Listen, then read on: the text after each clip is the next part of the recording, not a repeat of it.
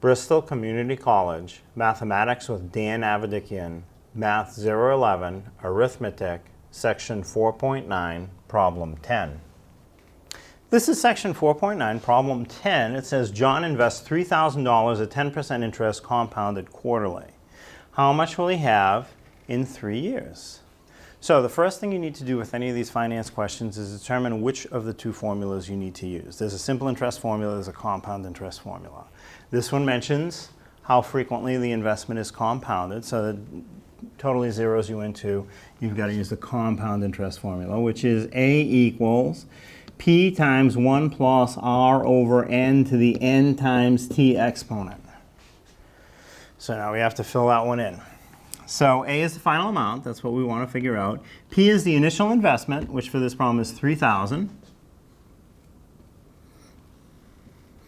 times, open the parentheses, put in a 1, plus R, the rate as a decimal. So my rate is 10%. As a decimal, 10% is 0.10. I don't really need the 0 at the end. I can call it 0.1. But 10%, 0.10, it just looks so much better as 0.10, so I'll just leave it like that. So N is the number of times compounded per year. So the type of compounding we have is quarterly. Quarterly is 4. 4 times a year, the bank will take the interest that you've earned and put it into your account, so it'll earn interest too. So N type of compounding, N will be 4 for quarterly compounding. My exponent, N again for the quarterly compounding is 4, times T. T is time in years. So for this problem, the investment is in for 3 years, so T is 3. So that's how it fills in. Now, you have a lot of operations going on. You have to do them in the correct order. You have to refer to your order of operations. There's no operation indicated between the 3,000 and the parentheses, but it's understood to be multiplied. So it's 3,000 times the parentheses. You have a few things going on in the parentheses, a divide and add.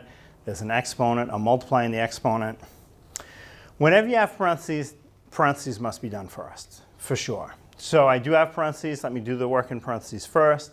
Even within the parentheses, there are two operations. There's an add, and this fraction represents a divide.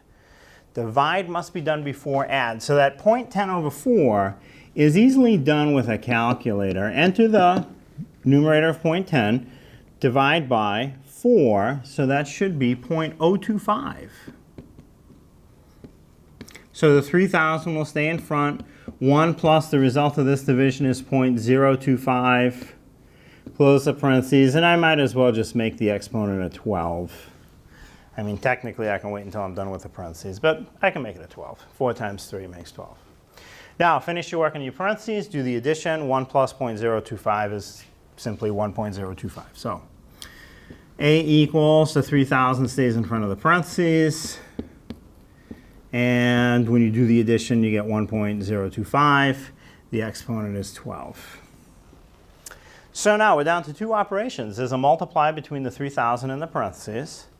And the parentheses are raised to an exponent of 12. So it's the parentheses times itself 12 times. Not times 12. 1.025 times 1.025 times 1.025 over and over again 12 times. That's something you want a calculator for sure. So with your calculator, you will either enter the base of 1.025 and press an exponent button that may look like that up arrow, and then the exponent of 12 equals. Depending on the brand, it might look like this. You put in the base, and then your exponent button might look like that, x to the y power, and then you put in the exponent of 12 equals. And if you don't have a calculator with an exponent button, you can use the multiply 12 times, but count out carefully how many times you enter the 1.025. So how are you going to do it? Use your calculator and get an answer for the parentheses raised to the 12th power. So when I do that, the 3,000 will stay in front of the parentheses for one last step.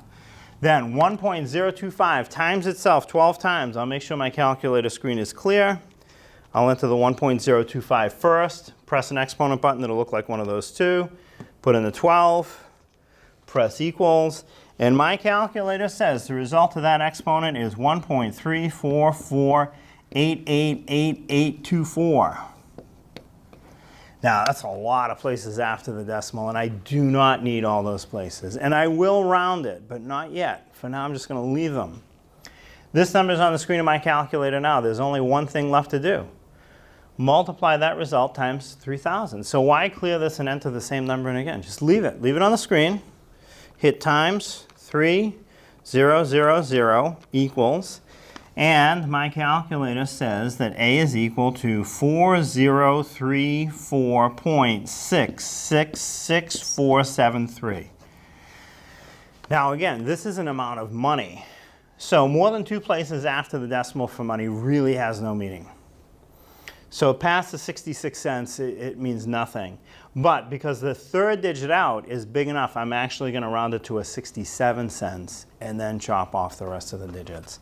So my final answer, I'll use a dollar symbol, $4,034.67. So that's the amount of money. John invests $3,000 now at 10% compounded quarterly. In 3 years, that $3,000 is going to grow to $4,034.67.